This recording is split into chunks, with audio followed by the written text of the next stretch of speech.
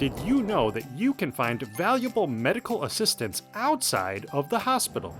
These days, nutritionists and dietitians are helping transform the health and the lives of their clients. So, what's a typical day like for one particular multi-talented New Zealand dietitian?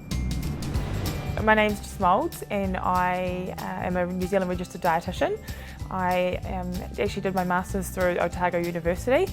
In my spare time I play netball for the Mainland Tactix, which is heaps of fun. I love it and it's part of what I do. Exercising is part of what I do every day, and I'm really passionate about helping Kiwis find a way of living and eating that works best for them, because everyone is really different. Here I run my own private practice and I see a range of different clients one-on-one, from high cholesterol, eating disorders, irritable bowel syndrome, gut health, and lots and lots of diabetes. So in particular type 2 diabetes. So I would see 2 clients a day on average come in to see me around diabetes. So the diet in New Zealand is really varied. We're really multicultural, which is awesome. But with that, I guess we've got a huge amount of access to a lot of processed food. So I guess with the lifestyle we live today, we're very busy people. So cooking food from scratch is often not a priority. And I think that Kiwis are turning to takeaways more and more often now. So we're eating a lot more fast food than what we used to. And with fast food comes processed carbohydrate and a lot of high fat, high salt foods.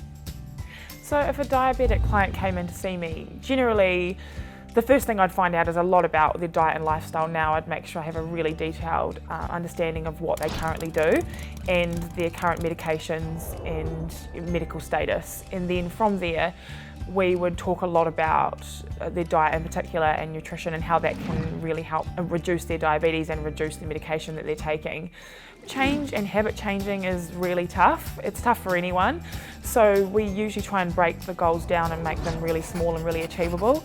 The key thing that I'd try and change with a lot of my clients is reducing processed food, and in particular processed carbohydrate.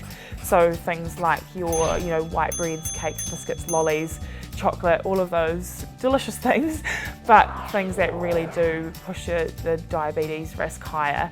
So I'd be trying to reduce those processed carbohydrates and increase good quality whole foods. So it doesn't have to be fancy, but plenty of fruit and vegetables, fresh fish, good quality meat, eggs, nuts, seeds.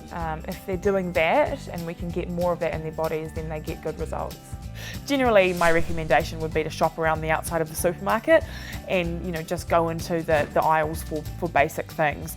But if you are buying a product, then just read the back of the label, read the ingredients list, and look at the top 3 ingredients. And if one of the top 3 ingredients is sugar, then you know that that's going to be a high sugar food. There's definitely ways that you can eat good nutritious food on a budget. So I would talk about ways to cut costs, especially buying seasonal fruit and vegetables, buying things in bulk, using cheaper things like chickpeas and lentils and whatnot to bulk up some of their meals. But also I talk a lot about nutrients per gram or nutrients per litre. So if you compare a bottle of milk versus a bottle of fizzy, obviously the fizzy you can get for nearly $1 or less, when the milk can often be $3.50 or more. But if you're comparing nutrients per litre, you can charge as much as you want. The milk's always going to win in that perspective. So I would rather you buy no fizzy, buy yourself 1 bottle of milk and drink water for the rest of it. I think over 50% of Kiwis still don't get 3 serves of vegetables every day.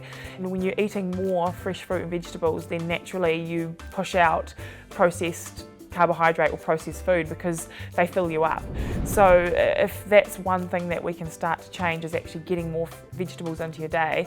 And that could just be, for example, at dinner time, you're just trying to get half a plate of non-starchy vegetables every single night, and be really creative with how you do it. Grate them into your mince, you make extra salad on the side, roast a big tray of vegetables, whatever it is. That's something that we'll often start with, is just how do I get you to have more veggies and to actually enjoy them. When you're cooking you want to retain as many nutrients as you can in your food. So things like steaming or grilling or lightly frying in a little bit of olive oil or baking, those are great ways to cook your food. But especially when it comes to things like vegetables, if you're boiling them in a lot of water, then a lot of the nutrients can actually leach out into the water. So you're better off to just steam it with a tiny bit of water on the bottom or grill them, so that you're trying to keep as many nutrients as possible in the food.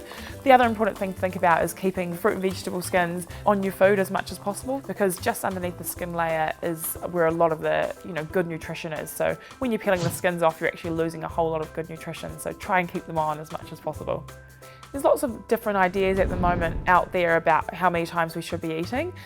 But when I work with my clients, it's again about finding what works best for them, and everyone is really, really different. So I've got some clients that function really well on 3 good meals a day, and then I've got others that love having 8 small snacky meals. So how you structure them in your day is completely up to you, but I would just avoid going a really long time without eating, because that's when you can have your blood sugar levels drop really low, or when you're on medication that gets more complicated. So there really is no one size fits all answer. It's just a case of finding what works best for you and your lifestyle. If you've got diabetes, then don't be shy to talk to someone about it and to get that nutrition advice, because I've seen time and time again with my clients that just simply changing a few things in their diet can make them come off medication and can make them happier, healthier, more energetic people. So don't be scared to talk about it and get some of that advice, because I've seen it over and over again really help and really work. So yeah, come and see us if you need us. Have you found a dietitian to coach you towards a happier and healthier life?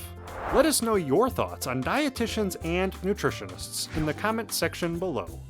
If you liked this vid, go ahead and hit that like button and subscribe to the Diabetes Smarts channel. We're adding new content each week. And make sure to grab your 2 free gifts, Superfoods for Diabetics and episode 1 of that diabetes documentary, by clicking the link in the description below. Thanks for watching. Have a happy and healthy day.